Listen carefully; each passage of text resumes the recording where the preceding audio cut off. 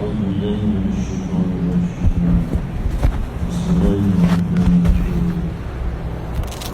ولقد قال لهم هارون من قبل يا قوم إنما فتنتم به وإن ربكم الرحمن فاتبعوني وأطيعوا أمري قالوا لن نبرح عليه عاكفين حتى يرجع إلينا موسى.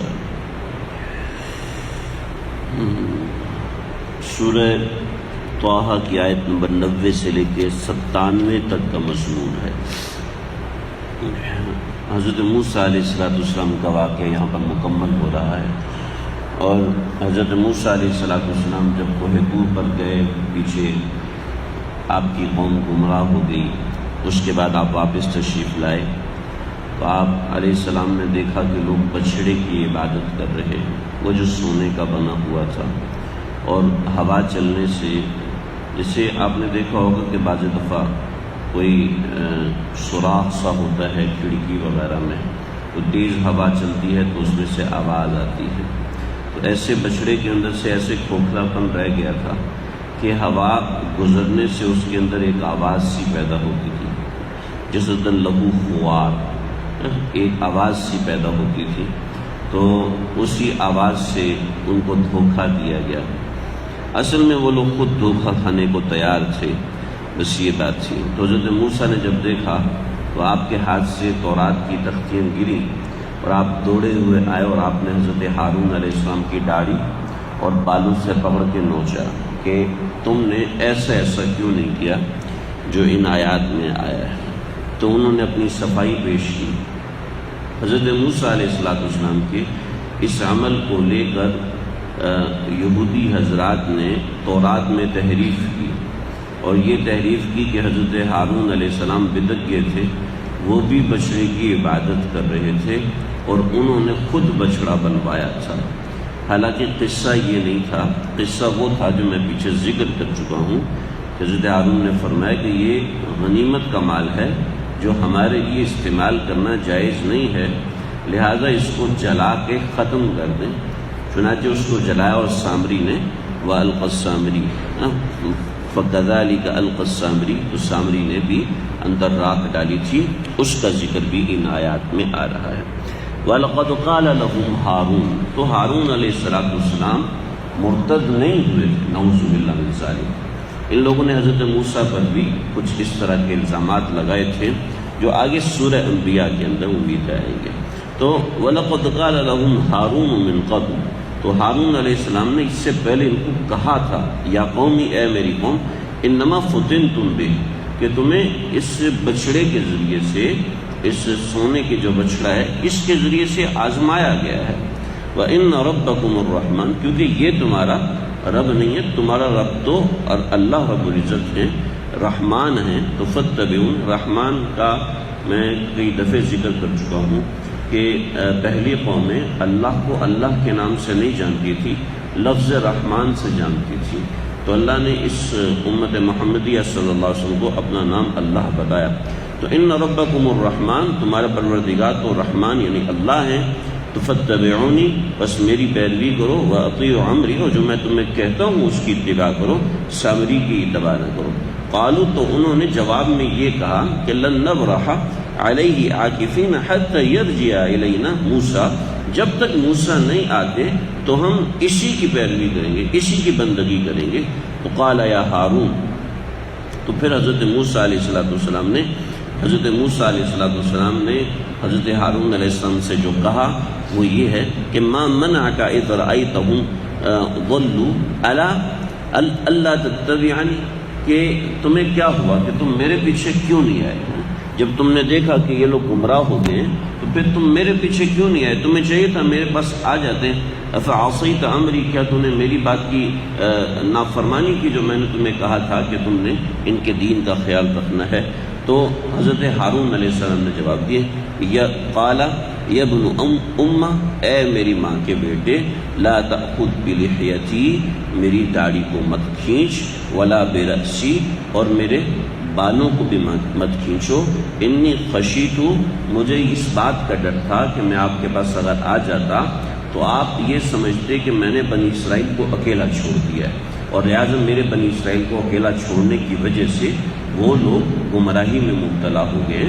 لہٰذا جو لوگ ٹھیک تھے عقیدے کے اعتبار سے، چنانچہ 3 گروہ بن گئے تھے. ایک گروہ وہ تھا جو کہ بچڑے کی پیروی کر رہا تھا، دوسرا گروہ وہ تھا جو کہ پیروی نہیں کر رہا تھا، اس کی عبادت نہیں کر رہا تھا، اور تیسرا گروہ یعنی دوسرا تھا جو پیروی نہیں کر رہا تھا، عبادت بھی نہیں کر رہا تھا لیکن منع بھی نہیں کر رہا تھا، اور تیسرا گروہ وہ تھا جو ان کو منع بھی کر رہا تھا. تو جو سزا ملی وہ ان دونوں کو ملی کہ جس نے بچڑے کی پوجا کی، اور نمبر 2 جس نے بچڑے کی پوجا نہیں کی لیکن اس پہ راضی ایسا کرنا کرو ہمارے سر سے اترو. تو پھر جب سزا کا وقوع ہوا تو صرف ان لوگوں کو قتل کیا گیا جنہوں نے بچڑے کی پوجا کی تھی، اور جن لوگوں نے پوجا نہیں کی تھی اور منع بھی نہیں کیا تھا، یعنی نہی عن المنکر نہیں کیا تھا، ان کو اللہ نے معاف فرما دیا تھا. تو اسی کی ترتیب کے لیے حضرت ہارون علیہ السلام بولتے تھے انی خشیت ان تقول فرقت بین بنی اسرائیل ولم ترقب قولی، کہ آپ مجھے یہ کہیں گے کہ تم نے بنی اسرائیل کے درمیان تفرقہ ڈال دیا ہے، ولم ترقب قولی، اور میری بات کیا تم نے لحاظ نہیں رکھا، یعنی میں نے تمہیں وزیر بنا کے یہاں پہ رکھا تھا لیکن تم نے وزارت سے بھاگ کے میرے پاس آ گئے، تو لہٰذا میں اس بات کی وجہ سے یہاں رہا. چنانچہ حضرت ہارون کی صفائی اللہ نے قرآن میں پیش فرما دی کہ قرآن میں ذکر فرما دی تاکہ تورات کا انکار ہو سکے جو تحریف تورات میں ہو چکی تھی، کیونکہ اللہ کے نبی کبھی کفر نہیں کر سکتے.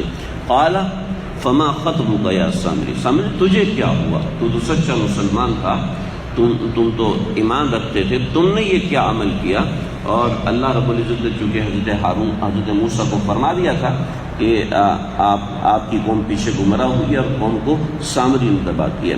تو قال بصرت بما لم يبصروا به، تو سامری نے کہا کہ میں وہ چیز دیکھتا ہوں جو یہ لوگ نہیں دیکھتے تھے. فقبضت قبضة من اثر الرسول، اور میں نے رسول کے اثر کہتے ہیں پاؤں کے نشان کو، اثر کہتے ہیں جہاں سے پاؤں گزرتا ہے آدمی تو وہاں پر ایک نشان پڑ جاتا ہے، جس زمین سے گزرے اور وہاں سے نشان پڑ جائے. تو اس میں بڑے عجیب عجیب واقعات لکھے ہیں جن کا خلاصہ یہ ہے کہ سامری کی بچپن میں پرورش حضرت جبریل علیہ السلام نے کی تھی، اور سامری کا اصلی نام بھی موسیٰ تھا لیکن چونکہ سامر سے آیا تھا تو اس وجہ سے سامر میں رہا تھا، تو اس وجہ سے اس کا نام سامری رکھا. ورنہ ایک موسیٰ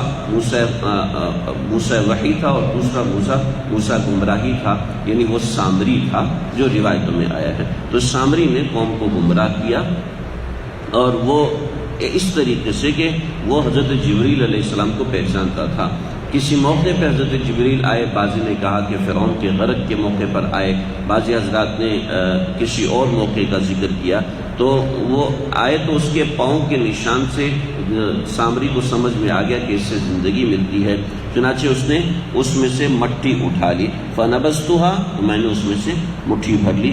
وَكَذَلِكَ سَوَّلَتْ لِي نَفْسِي، میں نے اس کو اٹھایا تو برکت کے لیے تھا لیکن یہاں میرے نفس نے مجھے گمراہ کر دیا، پھنسا دیا. تو قال فاذهب، تو کہا اب جاؤ، فإن لك في الحياة أن تقول لا مساس، کہ تمہاری زندگی کے اندر تمہیں ایسا مرض لگ جائے گا کہ تم کہو کہ اب مجھے چھونا نہیں. چنانچہ سامری کو ایسا بخار ہو گیا، ایسا مرض ہو گیا کہ جو اس کو ہاتھ لگاتا تھا تو اس کو بخار چڑھ جاتا تھا اور جان لیوا مرض ہو جاتا تھا. تو اس وجہ سے ان تقول لا مساس، کہ بس تم ایسے ہی کہتے رہو گے کہ میرے قریب نہ آنا. وَإِنَّ لَكَ، یہ تو دنیا میں ہے، وَإِنَّ لَكَ مَوْعِدًا لَن تُخْلَفَهُ، کہ تیرے لیے ایسا وعدہ ہے کہ جس کا کبھی کبھی کبھی انکار نہیں ہو سکتا، ہرگز اس کا انکار نہیں ہو سکتا. اور وَانظُرْ إِلَىٰ إِلَٰهِكَ، اور جو تو نے معبود بنایا تھا اب اس کو دیکھ. الَّذِي ظَلْتَ عَلَيْهِ عَاكِفًا، جس کی تو ابھی تک پرورش پیروی کرتا رہا، بندگی کرتا رہا، کیونکہ اس نے یہ ساری چیزیں دیکھنے کے بعد بھی سامری نے پیروی نہیں چھوڑی تھی. لَنُحْرِقَنَّهُ، ہم اس کو ضرور جلا لیں گے. ثُمَّ لَنَنسِفَنَّهُ فِي الْيَمِّ نَسْفًا، پھر ہم اس کو پانی کے اندر بہا دیں گے پرزا کر کے. تو ایسا ہوا کہ اس کے ساتھ یہ معاملہ ہوا. دوسری قوم کے ساتھ جو معاملہ ہوا بات یہ مکمل ہوگی. دوسری قوم کے ساتھ اللہ نے عذاب نازل فرمایا، لیکن سامری کو اللہ نے فوری طور پہ نہیں مارا. علماء نے لکھا ہے کہ سامری سخی آدمی تھا، اور سخی آدمی کو اللہ تعالیٰ دنیا میں تڑپاتے نہیں ہیں. تو سامری بہت سخاوت میں بڑا آدمی تھا، سخاوت کے اعتبار سے، تو اس وجہ سے اللہ کا ایک قانون ہے کہ وہ بخیل کو کچھ بھی چھوٹی موٹی غلطی ہو تو بخیل کو پکڑ لیتے ہیں، لیکن اگر کوئی سخی ہوتا ہے تو اللہ اس کی چھوٹی موٹی غلطیوں کو معاف فرما دیتے ہیں۔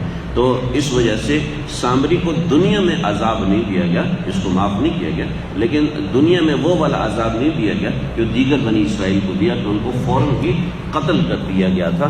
تقریباً بعض روایت میں زیادہ سے زیادہ روایت 70,000 کی ہے، تو 70,000 بنی اسرائیلی قتل کیے گئے اس بچڑے کی پرستش کی وجہ سے، لیکن سامری کو چھوڑ دیا کہ اس کو یہ 2 عذاب یہاں پر سنا دیے گئے۔ اللہ سمجھ